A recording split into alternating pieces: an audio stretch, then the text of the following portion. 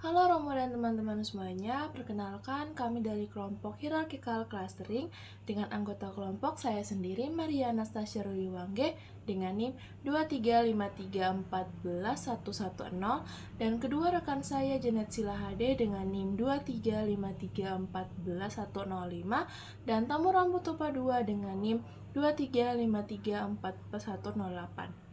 Pada video kali ini, kami bertiga akan menjelaskan hasil dari pekerjaan kami. Sebelumnya, topik yang kami ambil adalah hierarchical clustering, dan proyek kami memilih dataset East-West Airlines. Dataset ini berisi tentang data pelanggan frequent flyer dari sebuah maskapai. Setiap baris mewakili satu penumpang dengan berbagai informasi seperti jumlah miles, bonus miles, frekuensi penerbangan, dan penggunaan kartu kredit, serta aktivitas lainnya dalam program loyalitas. Nah, permasalahan yang kami selesaikan melalui proyek kami sendiri adalah bagaimana melakukan segmentasi pelanggan maskapai berdasarkan perilaku penerbangan, aktivitas miles, redeem award. Ini berguna agar perusahaan dapat memahami karakteristik pelanggan dan merancang strategi marketing yang lebih efektif. Nah, tujuannya itu apa? Yang pertama itu adalah mengelompokkan pelanggan berdasarkan segmen sesuai dengan pola perilaku pelanggan. Lalu mengidentifikasi faktor membedakan setiap segmen tersebut. Dan yang ketiga, itu memberikan insight bagi perusahaan untuk program loyalitas dan retensi pelanggan. Nah, dari hasil kerja kami, output yang dihasilkan adalah sebagai berikut. Yang pertama itu model clustering. Yang digunakan di sini adalah hierarchical clustering. Lalu visualisasi hasil, baik itu melalui PCA, terus EDA yang kami akan lakukan, dan juga tabel karakteristik cluster. Yang ketiga itulah segmentasi pelanggan. Jadi dari hasil pekerjaan kami itu akan ada output yang dimana membagi pelanggan-pelanggan itu sesuai dengan karakteristiknya masing-masing. Yang keempat itu adalah insight untuk rekomendasi rencana bisnis kedepannya bagi maskapai yang akan memberikan rencana marketing pada selanjutnya.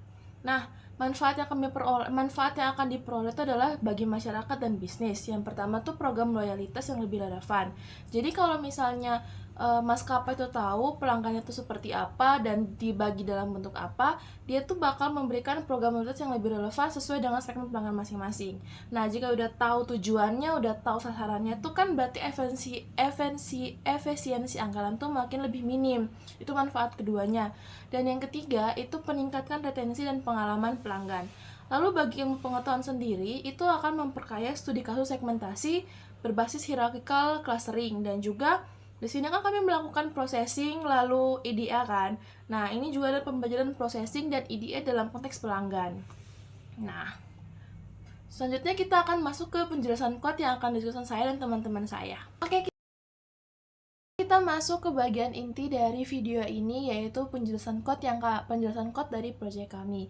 Nah, untuk informasi tambahan, kami sendiri mengimplementasikan hierarchical clustering ini di bahasa pemrograman R. Dan saya akan menjelaskan pendahuluannya, itu persiapan data setnya dan juga EDA.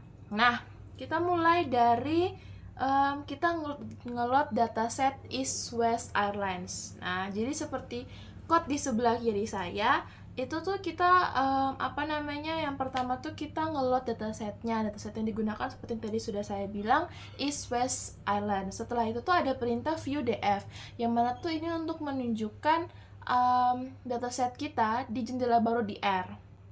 Nah, di sini tuh ada, kalau teman-teman dari outputnya itu ada ID, ada balance, qual miles, CC1 miles, CC2 miles, CC3 miles, bonus trans, flight miles 12 mu, flight trans 12, daisin, enroll, and award. Nah, kalau ID itu kayak nomor urut aja sih dari dataset ini. Kalau misalnya balance itu adalah jumlah total mileage point atau point miles yang dimiliki seorang pelanggan hingga saat ini. Lalu qual miles itu adalah jumlah miles khusus yang dihitung untuk menentukan level keanggotaan tertentu. Lalu CC1 miles itu adalah miles yang diperoleh dari credit card type 1 atau credit card utama yang digunakan.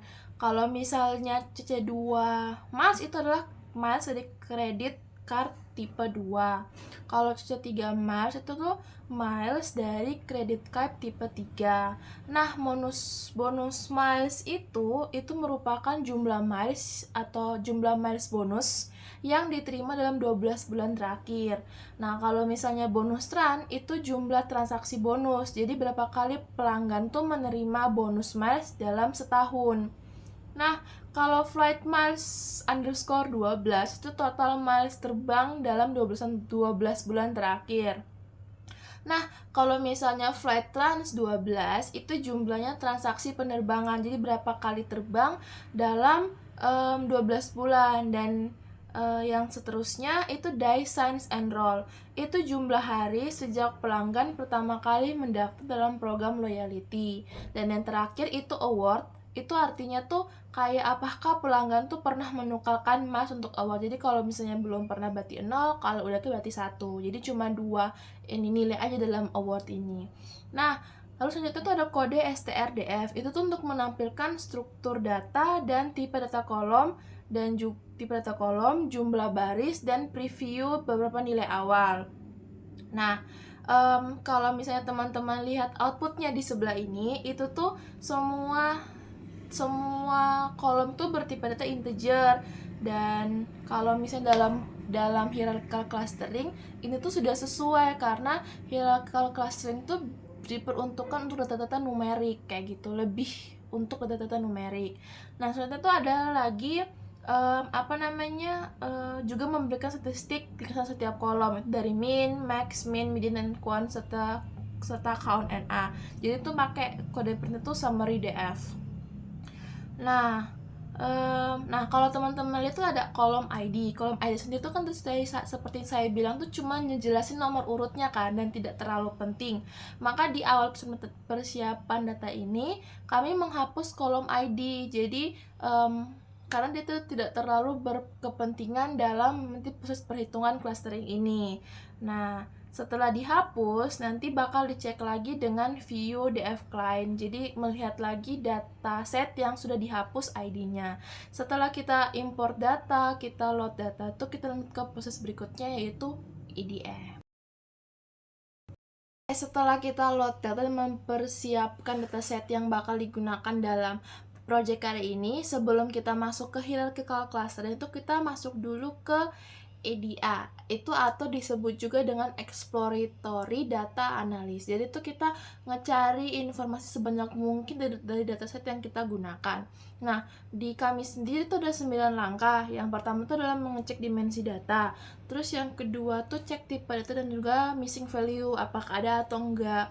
Terus yang ketiga itu statistik dasar, yang keempat statistik lengkap per variabel. Terus nanti juga akan nampilin visualisasi berupa histogram untuk semua variabel. Lalu box plot itu tuh untuk ngecek ada tidak sih outlier dalam setiap variabel ataupun kolom. Nah, lalu yang ketujuh itu ada distribusi award. Karena award tuh nilainya 0 sama 1, jadi kita bisa lihat banyakan 0 apa banyakan 1. Terus yang ke-8 itu korelasi antar variabel. Jadi kita lihat mana variabel yang paling mirip, dan yang terakhir itu PCA. Nah, kita masuk ke proses yang pertama itu ngecek dimensi data. Nah, sebelum kami masuk ke ngecek dimensi data, code di sebelah kiri saya itu tuh awalnya tuh kami nge-install dulu library yang dibutuhkan. Setelah itu baru dicek dimensi data dan nama kolom yang ada. Nah, itu pakai perintah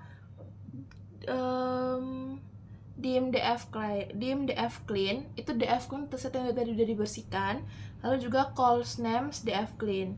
Nah, dari outputnya dimdf clean itu kita tahu ada 399 baris dan juga 11 kolom dengan nama kolomnya seperti di output sebelah kiri saya. Jadi setelah kita tahu dimensi data, jadi jumlah barisnya itu dari 3.999 baris dan juga 11 kolom. Nah, lanjut ke kita ngecek tipe tiap kolom dan cek ada nggak sih missing value. Nah, dengan code seperti di samping saya. Lalu outputnya itu ternyata semua kolom yang akan digunakan ini tuh semua tipenya integer dan juga tidak ada missing value. Jadi kita tidak perlu melakukan preprocessing untuk missing value. Lalu kita lanjut ngecek statistik dari dataset yang kita gunakan. Nah, kami itu ada dua. Yang pertama statistik dasar doang, statistik dasar aja, dan statistik yang lebih detail. Nah, intinya dari hasil proses kami yang di sebelah kiri ini dengan outputnya yang seperti ini, kami tuh jadi memperoleh beberapa informasi. Yang pertama, data pelanggan itu sangat bervariasi dan tidak merata. Misalnya balance sudah dari 0 sampai 1,7 juta. Lalu flight miles itu dari 0 sampai dengan 30.000 dan seterusnya. Jadi tuh kita bisa tahu kalau misalnya ada pelanggan yang sangat aktif dan sangat tidak aktif dengan persebaran data yang benar-benar bervariasi ini. Nah, kita harus dari sini tuh kami memperoleh selanjutnya tuh kami harus melakukan scaling di tahap preprocessing nantinya supaya variabel yang besar itu tidak mengalahkan variabel kecil. Nah, lalu yang kedua, hampir semua variabel tuh SKW itu miring dan mempunyai outlier. Misalnya, balance itu SKW-nya itu 5, terus square mass itu 7, lalu CC2 mass itu 11, dan seterusnya seperti pada output statistik tadi. Nah, ini berarti banyak nilai ekstrim tapi bukan error, melainkan pelanggan yang aktif banget kayak gitu. Nah, dampak itu tuh outlier itu sebenarnya tidak boleh dihapus di sini karena itu mencerminkan pelanggan khusus atau pelanggan yang penting. Jadi mencerminkan beberapa karakteristik pelanggan yang mungkin sangat aktif ataupun yang bisa membantu untuk nanti proses clustering. Nah, tapi karena outlier itu membuat jaraknya itu makin besar, maka kita harus melakukan scaling dan juga bisa melakukan transformasi log itu agar distribusinya tuh lebih stabil. Nah, kalau misalnya scaling itu tuh biar menyamakan skala variabel itu agak setara dan seimbang, sedangkan transform mode itu untuk mengurangi nilai square tadi yang sangat besar dan juga outlier. Nah, dari yang kami lihat sekilas, fitur yang akan ditransform itu adalah balance, qual miles, bonus miles, flight miles 12 mu, flight trans. Nah, sedangkan yang di scan itu adalah semua variabel karena hampir semua itu rentangnya tuh besar. Nah, ada lagi yang kami peroleh dari hasil EDA yang statistik ini. Yang pertama tuh banyak variabel yang bernilai 0 untuk sebagian besar pelanggan. Nah, artinya pelanggan tuh tidak misalnya aja nih, kayak misalnya qual mass itu mediannya 0. Terus flight mass itu mediannya 0. Artinya mayoritas pelanggan tuh tidak aktif terbang dalam 12 bulan terakhir. Dampaknya itu apa? Nanti tuh clustering kemungkinan besar akan menghasilkan clustering pelanggan yang pasif. Dan ini tuh variabel yang sangat penting untuk memisahkan segmentasi pelanggan yang aktif sama segmentasi pelanggan yang pasif. Nah, lalu kalau teman-teman lihat di bagian variabel kartu kredit yang CC1 Mas, CC2 Mas, CC3 Mas tuh kurang bervariasi.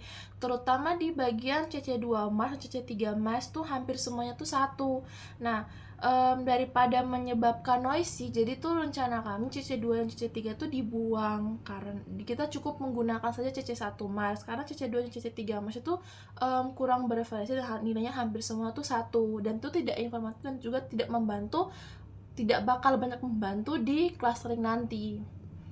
Nah, lalu kalau teman-teman lihat juga di statistik itu dari signs and roll-nya tuh paling stabil, distribusinya hampir normal, terus tidak terlalu miring, dan itu tuh merupakan variabel yang berisi berapa lama orang itu mendaftar. Nah, jadi tuh pelanggan tuh sudah banyak mendaftar, tapi aktivitasnya tuh berbeda-beda. Nah, dampaknya itu apa? Variabel itu bisa membantu kita memisahkan pelanggan yang pelanggan yang lama yang tidak aktif dan pelanggan baru yang baru aktif. Nah, lalu award itu kalau di variabel award itu nilai 0 atau pelanggan yang tidak menukarkan award itu lebih dominan ketimbang yang sudah menukarkan award. Nah, jadi variabel itu bisa menjadi pembeda penting dalam cluster. Oke teman-teman, dari proses tadi kita statistik dasar sama statistik detail, kamu memperoleh beberapa hal yang perlu dijadikan sebagai note atau poin penting dari EDA di langkah kedua ini. Yang pertama tuh harus melakukan scaling pada semua variabel, lalu melakukan transform log, terus membuang fitur CC2 mas dan CC3 mas karena tuh kurang informatif dan tidak kurang membantu di proses clustering. Dan akan ada klaster besar itu berisi pelanggan pasif atau tidak aktif. Nah, ini tuh bisa dijadikan pembeda atau memisahkan segmentasi aktif dan pasif di clustering. Kalau nama pelanggan tidak terdaftar, itu tidak mempengaruhi cluster secara ekstrim. Dan mayoritas pelanggan tuh tidak pernah menukarkan award mereka. Jadi itu bisa jadi pembeda antara pelanggan yang sering terbang tapi tidak menukarkan poin, pelanggan pasif total, dan juga pelanggan yang sering menukarkan redeem atau aktif menukarkan redeem. Nah, untuk membuktikan poin-poin yang tadi kami sebutkan itu kami lakukan lagi visualisasi. Yang pertama tuh menggunakan histogram. Histogram tuh untuk melihat penyebaran data dari semua variabel secara visual atau secara dengan mata kita sendiri. Lalu nanti kita juga melakukan box plot, itu untuk ngecek adakah outlier di setiap variabel. Nah, untuk kita mulainya, code-nya seperti sebelah kiri saya. Nanti bakal nampilin outputnya itu satu halaman tuh 4 histogram untuk 4 variabel. Nah, outputnya seperti sebelah saya ini. Nah, kalau misalnya kita lihat nih di histogram balance, itu tuh transformasi log tuh sangat diperlukan karena banyak data tuh miring ke sebelah kiri. Lalu dan juga tentunya diperlukan scaling. Nah, begitu pula dengan histogram coil mass, itu tuh banyak data yang ke sebelah kiri. Jadi diperlukan transformasi log dan juga dilakukan scaling. Nah, kalau misalnya histogram CC1 Mars datanya lebih variatif ketimbang CC2 Mars. Jadi kayak satunya ada 1, 2, 3, 4, 5, bukan satu saja seperti di CC2 Mars nih. Nah, ini tuh tidak akan dihapus, malah ini akan digunakan untuk CC1 Mars dan terus tidak perlu transformasi log karena nilai SK-nya itu masih 0,86. Sedangkan untuk CC2 Mars dan CC3 Mars itu karena nilainya itu kebanyakan semuanya hampir 91, maka karena tidak cukup membantu di dalam clustering ini, maka kita akan buang nanti pada saat proses preprocessing. Lalu yang berikutnya itu bonus miles. Bonus miles juga banyak data tuh miring ke sebelah kiri, maka diperlukan transformasi log dan juga scaling diperlukan. Nah, kalau misalnya bonus trans itu tuh tidak perlu ditransformasi log. Karena kalau teman-teman lihatnya tuh ya hampir seimbang lah. Hanya perlu dilakukan scaling. Lalu nanti yang flight minus 12 mode itu juga tetap banyak miring ke sebelah kiri, maka dilakukan transformasi log dan juga scaling. Nah, untuk yang berikutnya yang flight trans 12 itu diperlukan dilakukan scaling dan juga dilakukan transformasi log. Lanjut yang ke bagian berikutnya yang die since and roll. Kalau teman-teman lihat ini tuh distribusinya tuh hampir merata, maka cukup aja dilakukan scaling dan tidak perlu dilakukan transformasi log. Nah, kalau misalnya untuk yang histogram award itu tuh teman-teman lihat itu cuma 2 nilai, 0 sama 1. Nah, dan hanya perlu dilakukan scaling dan tidak perlu dilakukan transformasi log. Nah, kita lanjut yang untuk bagian kita ngecek outliernya. Code-nya itu nanti seperti di sebelah kiri saya. Nanti tuh kita ngecek outlier pakai box plot, nanti pakai juga seed score sama EQR dengan EQR. Nah, kita jelasin dulu di bagian output dari box plotnya seperti di sebelah kiri saya. Nanti itu sebentar teman-teman. Nah, untuk outlier itu balance tuh ada nilai outlier yang sangat besar, lebih dari 1,7.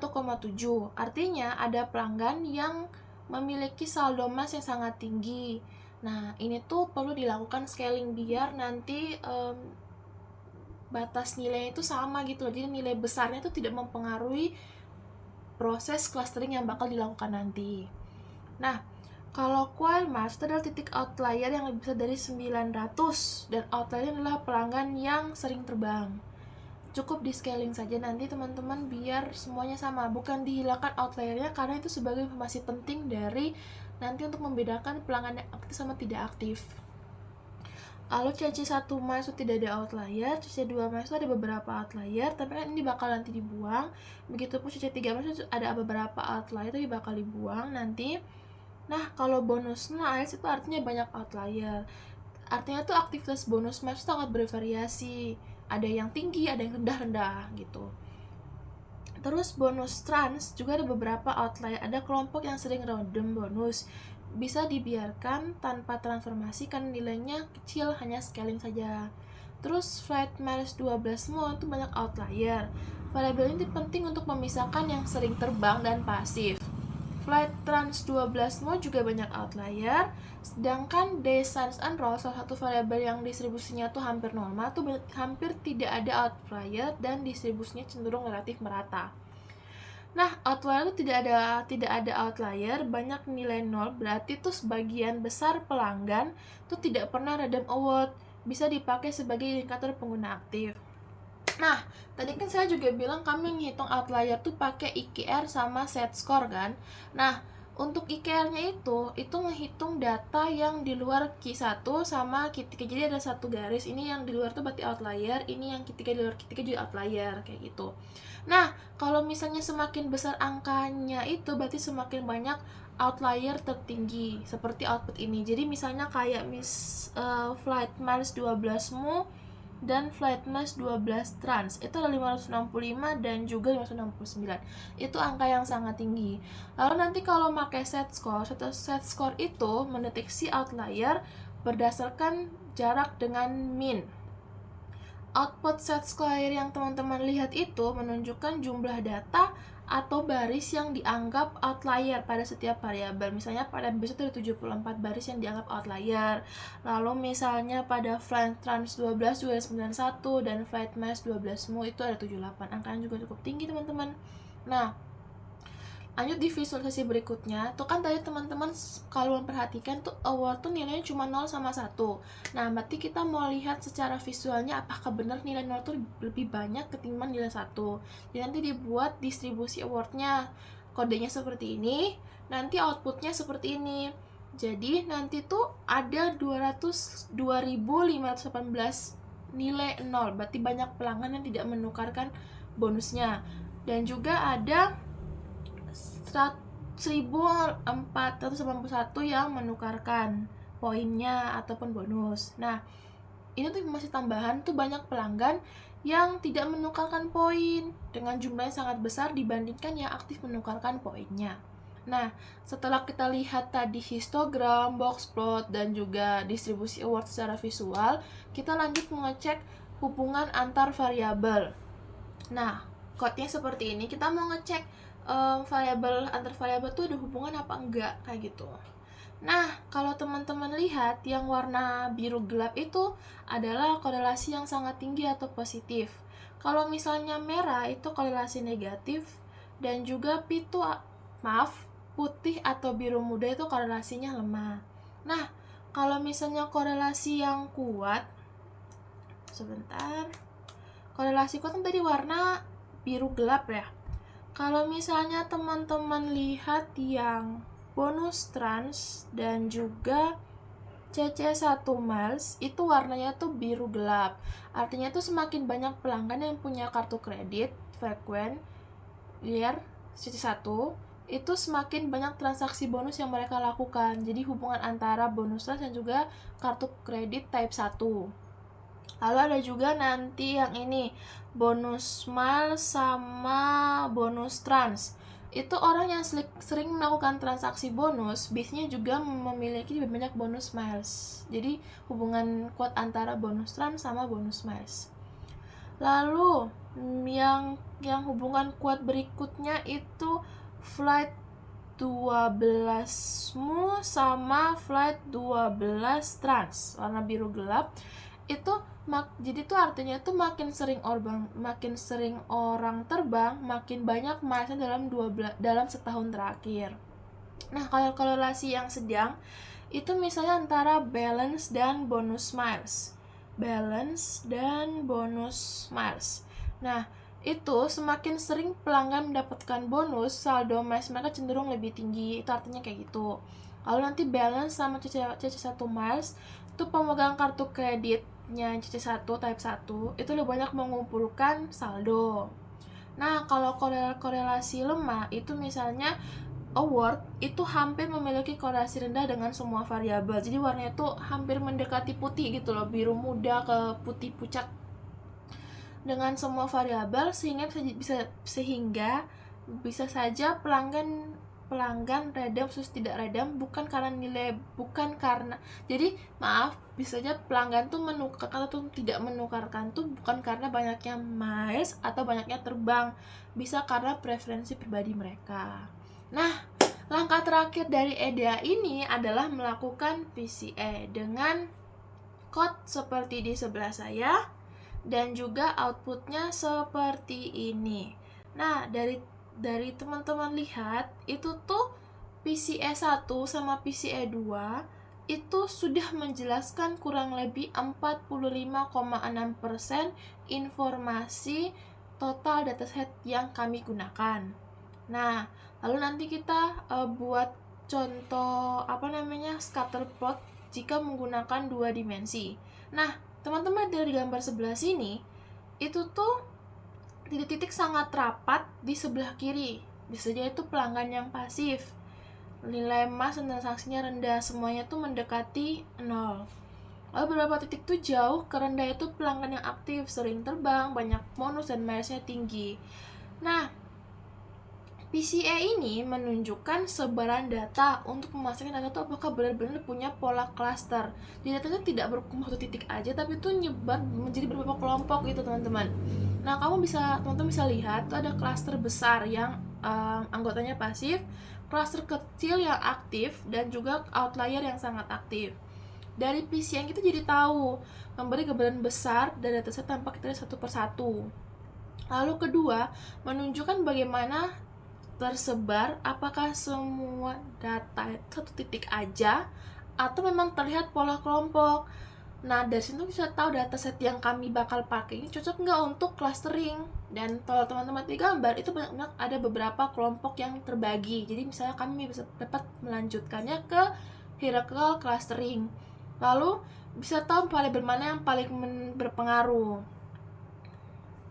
Nah, dari output itu kan kita jadi tahu kan data itu tidak mengumpul jadi satu tapi menyebar, cocok untuk clustering. Lalu ada kelompok besar dan kelompok kecil yang pelanggan pasif sama pelanggan aktif. Lalu ada variabel penerbangan sebagai penggerak utama. Nah, PCN menunjukkan variabel seperti bonus miles, bonus trans, flight miles 12 move, flight trans 12, balance, benar-benar membedakan pelanggan. Nah, ini menjadi dasar kenapa clustering itu pasti memisahkan mereka berdasarkan aktivitas penerbangan. Nah, PCM memperlihatkan bahwa variabel itu tidak mengubah positivity jadi aman untuk dibuang untuk variabel CC2 mas sama CC3 mas. Jadi kurang lebih seperti itu untuk proses EDA dan load datanya teman-teman. Untuk code selanjutnya akan dijelaskan sama kedua teman saya. Perkenalkan, nama saya Janet Silahade dengan NIM 235314105. Di sini saya akan menjelaskan tahap preprocessing pada analisis data. Yang pertama yaitu membuang fitur yang tidak digunakan. Di sini fitur yang tidak digunakan ada dua fitur. Yang pertama, credit card 2 miles dan credit card 3 miles. Nah, kenapa dua fitur ini dihapus? Karena dua fitur ini memiliki nilai yang hampir selalu nol, sehingga fitur ini tidak memberikan informasi yang berguna untuk analisis clustering nanti, sehingga perlu menghapus fitur ini. Nah, setelah itu kita melakukan transformasi log pada variabel yang skewed.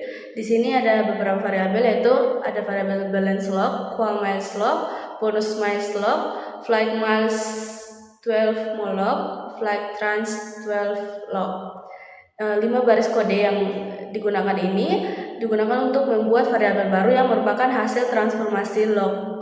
Nah, transformasi log ini dilakukan menggunakan fungsi log 1p agar nilai variabel yang memiliki skewness tinggi atau ketidaksimetrian yang tinggi, terutama yang sangat besar atau banyak nol, menjadi lebih seimbang dan mendekati distribusi yang normal. Setelah itu kita menghapus variabel original agar datasetnya lebih rapi. Nah, kode ini menghapus 5 variabel asli yang sudah dibuat versi lognya. Sebenarnya penghapusan ini bersifat opsional, tetapi sangat disarankan untuk mencegah duplikasi informasi. Jika variabel asli dan variabel lognya dibiarkan bersama, maka dapat membingungkan model karena keduanya mewakili informasi yang sama namun dalam skala berbeda. Dengan kita menghapus versi lamanya, datasetnya akan menjadi lebih bersih dan fokus hanya pada fitur yang paling optimal untuk analisis. Setelah itu dilakukan scaling pada seluruh kolom numerik. Di sini perintah dfsculpt dfprep ini melakukan standarisasi terhadap semua variabel numerik dalam dataset. Proses scaling ini membuat setiap variabel memiliki rata-rata 0 dan standar deviasinya 1. Hal ini sangat penting untuk clustering, terutama ketika menggunakan metode berbasis jarak seperti hierarchical clustering atau K-means. Jika data tidak distandarisasi, maka variabel yang skala besar akan mendominasi hasil clustering meskipun tidak lebih penting. Makanya dengan scaling ini semua variabel berada pada skala yang sama sehingga kontribusi yang akan diberikannya nanti pada pembentukan clustering menjadi seimbang. Setelah itu kita masuk pada pengecekan dataset setelah preprocessing tadi. Nah, di sini kita akan melihat yang pertama kita akan melihat struktur data setelah preprocessingnya. Di sini kita memiliki data setelah preprocessing yaitu 3999 observasi dengan 9 variabel. Nah, beberapa variabel merupakan tipe integer seperti credit card 1 miles, bonus trans, days since enroll, dan award. Sementara 5 variabel lainnya merupakan hasil transformasi log yang bertipe numerik. Dari output pengecekan struktur dataset preprocessing ini dapat dilihat bahwa proses penghapusan variabel yang tidak dipakai tadi seperti credit card 1 miles dan credit card 2 miles dan credit card 3 miles sudah dihapus. Serta pembuatan variabel lognya juga sudah siap sehingga struktur datanya ini menjadi lebih rapi dan siap dipakai untuk analisis clustering. Setelah itu kita akan melihat ringkasan statistiknya, di mana ringkasan statistik ini memberikan informasi lengkap mengenai distribusi setiap variabel seperti nilai rata-rata, standar deviasi, median, nilai maksimum dan minimum, serta nilai skew dan kurtosisnya. Dari hasil ini terlihat bahwa beberapa variabel seperti bonus trans dan days since enroll memiliki variasi yang besar antar pelanggan. Sedangkan variabel log seperti balance log dan bonus miles log sudah memiliki distribusi yang lebih stabil, sehingga statistik ini bisa memahami karakteristik umum data sebelum dilakukan analisis yang lebih lanjut nanti.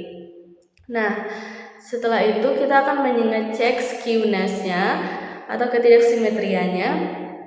Di sini output skewness menunjukkan tingkat kemiringan distribusi setiap variabel. Nilai skewness positif berarti data miring ke kanan, sedangkan nilai negatif menunjukkan kemiringan ke kiri. Berdasarkan hasil yang muncul, beberapa variabel seperti qual miles log dan flight trans 12 log memiliki skewness tinggi karena banyak nilai nol dan hanya sedikit nilai besar. Hal ini menggambarkan bahwa perilaku pelanggan pada aspek tersebut tidak merata. Jadi meskipun sudah dilakukan transformasi log, beberapa variabel tetap memiliki karakter distribusi yang tidak simetris karena sifat asli datanya. Setelah itu kita mengecek output dari missing value. Di sini hasil pengecekannya menunjukkan bahwa seluruh variabel yang sudah dicek memiliki nilai 0. Artinya data tidak ada yang hilang dalam dataset. Sehingga kondisi ini sangat bagus karena datanya bersih dan memudahkan untuk proses analisis nanti. Setelah itu kita akan mengecek range nilainya. Di sini Outputnya menampilkan nilai minimum kuartil pertama, median, rata-rata, kuartil ketiga, serta nilai maksimum untuk masing-masing variabel. Di sini informasi dari range nilai ini memberikan gambaran persebaran setiap fitur dalam dataset. Misalnya kita lihat pada bonus trans, nah nilai mediannya lebih rendah dibanding maksimum yang sangat tinggi, yang menunjukkan kalau sebagian besar pelanggan melakukan transaksi bonus dalam jumlah kecil, sementara hanya sebagian kecil yang melakukan transaksi besarnya. Hal serupa juga bisa dilihat pada variabel log lain. Nah, selanjutnya ada output histogram distribusi setelah transformasinya, yang menunjukkan bentuk distribusi variabel setelah transformasi log. Di sini dapat dilihat visualisasinya, terlihat bahwa variabel seperti balance log dan bonus miles log sudah cenderung membentuk pola yang lebih normal, sementara variabel lain seperti qual miles log dan flight trans 12 log masih menumpuk pada nilai 0 dan sedikit menyebar ke kanan. Setelah itu kita akan cek variabel dalam skala seragam. Nah, di sini outputnya menunjukkan bahwa seluruh variabel hasil scaling memiliki standar deviasi sekitar 1, yang menandakan kalau standarisasinya sudah berhasil dilakukan dan semua fitur sekarang berada pada skala yang sama. Setelah itu kita akan mengecek korelasinya. Di sini dapat dilihat plot korelasinya menampilkan hubungan antar variabel dalam bentuk heat map. Jadi warna merah menunjukkan korelasi positif yang lebih kuat. Nah, dari output terlihat bahwa flight miles 12 log memiliki korelasi yang sangat tinggi dengan flight trans 12 log, yang berarti semakin sering pelanggannya terbang, berarti semakin banyak miles yang mereka kumpulkan. Beberapa variabel lain juga memiliki korelasi sedang, sementara sebagian besar lainnya menunjukkan adanya hubungan yang lemah. Informasi ini juga membantu memahami pola perilaku pelanggan dan melihat apakah ada fitur yang terlalu mirip, sehingga dapat dipertimbangkan untuk dihapus. Nah, sekarang kita akan masuk pada tahap hierarchical clustering. Pada tahap ini kita akan melakukan proses hierarchical clustering untuk mengelompokkan pelanggan berdasarkan karakteristik mereka. Nah, pertama-tama saya menggunakan data yang sudah melalui proses preprocessing dan scaling, lalu menyiapkannya untuk clustering nanti. Scaling dilakukan agar seluruh variabel berada pada skala yang sama sehingga tidak ada fitur yang mendominasi perhitungan jarak. Nah, langkah berikutnya adalah menghitung distance matrixnya menggunakan metode Euclidean. Nah, distance matrix ini berfungsi sebagai dasar untuk mengukur seberapa mirip atau berbeda antar pelanggan.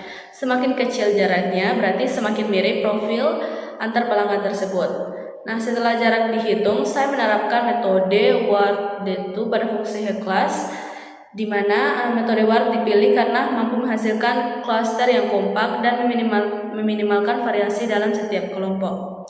Di sini hasil pertama yang terlihat adalah dendrogram, yaitu diagram pohon yang menggambarkan proses penggabungan data dari tingkat paling bawah hingga membentuk kelompok besar. Dendrogram ini membantu untuk melihat struktur data secara visual. Dari grafik tersebut dapat dilihat bahwa data membentuk dua kelompok besar pada tingkat pemotongan tertentu. Struktur cabangnya yang tinggi menunjukkan adanya perbedaan yang signifikan antar kelompok. Untuk memastikan jumlah klasternya optimal, kita akan menggunakan dua pendekatan, yaitu elbow method dan silhouette method. Di sini bisa dilihat pada grafik elbow terlihat bahwa penurunan nilai WSS mulai melambat setelah klaster kedua. Di sini dapat dilihat menjadi indikasi bahwa membagi data menjadi dua klaster sudah cukup efisien. Grafik silhouette juga mendukung hal tersebut. Terlihat bahwa nilai silhouette paling tinggi berada pada K/2, yang berarti pemisahan klaster paling baik terjadi ketika data dibagi menjadi dua kelompok. Setelah kita menentukan bahwa jumlah klasternya optimal, adalah 2, berarti di sini kita akan memotong dendrogram pada level tersebut menggunakan fungsi cut tree. Hasilnya menunjukkan bahwa klaster pertama berisi 2.696 pelanggan, sedangkan klaster 2 berisi 1.343 pelanggan. Hal ini menunjukkan bahwa kelompok pertama merupakan segmen pelanggan yang lebih besar dibandingkan kelompok kedua. Selanjutnya, saya menambahkan kotak pada dendrogram sebagai visualisasi pembagian klaster. Kotak biru yang terlihat menunjukkan area masing-masing klaster yang terbentuk, sehingga pemisahan kelompok lebih jelas terlihat secara visualnya. Nah, untuk melihat bagaimana posisi klaster dalam ruang 2 dimensi, saya juga melakukan visualisasi menggunakan PCA. Grafik scatter plot ini memproyeksikan data ke dalam komponen utama, yaitu PC1 dan PC2. Pada grafik tersebut terlihat bahwa kedua klaster terpisah cukup jelas, meskipun masih terdapat sedikit area tumpang tindih. Nah, warna-warna yang berbeda ini menunjukkan masing-masing klaster, sehingga pola pemisahan pelanggan lebih mudah dipahami. Terakhir, untuk memahami karakteristik tiap klaster, kita melakukan analisis rata-rata variabel dalam masing-masing kelompok. Dari hasil ringkasan terlihat bahwa klaster 1 cenderung memiliki nilai transaksi bonus, saldo miles, dan aktivitas penerbangan yang lebih rendah, sedangkan klaster 2 memiliki nilai variabel yang lebih tinggi. Hampir pada semua aspek, seperti lebih banyak transaksi bonus, saldo miles yang lebih besar, penerbangan 12 bulan terakhir yang lebih sering, serta peluang lebih tinggi untuk mendapatkan awards. Artinya, klaster 2 mempresentasikan pelanggan yang lebih aktif dan lebih loyal, sementara klaster pertama atau klaster 1 lebih didominasi oleh pelanggan yang pasif. Nah, keseluruhan proses ini membantu mengidentifikasi 2 segmen utama pelanggan yang nantinya bisa digunakan untuk strategi pemasaran atau program loyalitas yang lebih tepat sasaran. Baik, selanjutnya kita akan masuk ke bagian evaluasi model untuk hierarchical clustering. Nah, karena clustering di sini adalah pendekatan unsupervised, jadi tidak memiliki label yes or no, sehingga akurasi itu tidak bisa digunakan. Nah, maka dari itu, di sini kita memakai silhouette score sebagai metrik utama untuk menilai kualitas dari cluster ini. Nah, di code ini atau di program ini kita menggunakan fungsi silhouette untuk menghitung nilai silhouette berdasarkan cluster dan jarak antar data. Nah, kemudian kita menampilkan ringkasannya dan plot untuk melihat struktur klasternya secara visual. Nah, silhouette score ini menilai 2 hal penting. Yang pertama, seberapa kompak sebuah klaster. Artinya, apakah titik-titik dalam klaster ini tuh memang dekat satu sama lain. Nah, yang kedua, seberapa terpisah sebuah klaster dari klaster lainnya. Nah, nilai klaster ini berada dalam rentang -1 sampai +1. +1 artinya klaster ini tuh sangat kuat dan terpisah dengan jelas. Kalau 0 berarti nilai klasternya itu tumpang tindih, sedangkan nilai negatif itu menunjukkan adanya data yang salah masuk klaster. Nah, dari perhitungan ini kita bisa melihat bahwa klaster 1 itu memiliki 2.655 anggota dengan nilai rata-rata siluet sebanyak 0,33. Nah, hal ini tuh menunjukkan bahwa klaster 1 itu cukup kompak dan cukup terpisah dari klaster lainnya.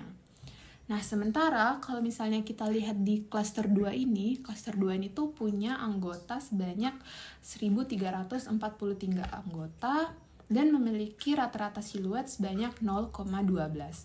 Yang berarti klaster ini tuh lebih tumpang tindih dan pemisahnya tuh tidak sekuat klaster pertama gitu. Nah, jadi secara keseluruhan average silhouette score model ini adalah di 0,26. Nah, nilai ini tuh menunjukkan kualitas pemisah yang cukup. Nah, artinya 2 klaster yang terbentuk itu masih masuk akal dan ada pola yang jelas, meskipun pemisahnya itu tidak sempurna.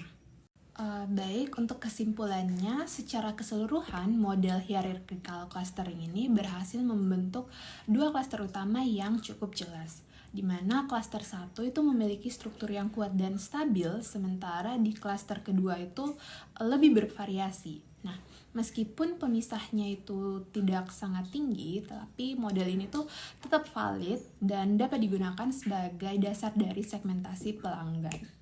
Nah, hasil evaluasi ini juga konsisten terhadap visualisasi PCA, di mana terlihat dua kelompok besar yang memiliki sedikit overlap. Demikian hasil presentasi dari kelompok ini. Terima kasih atas perhatiannya.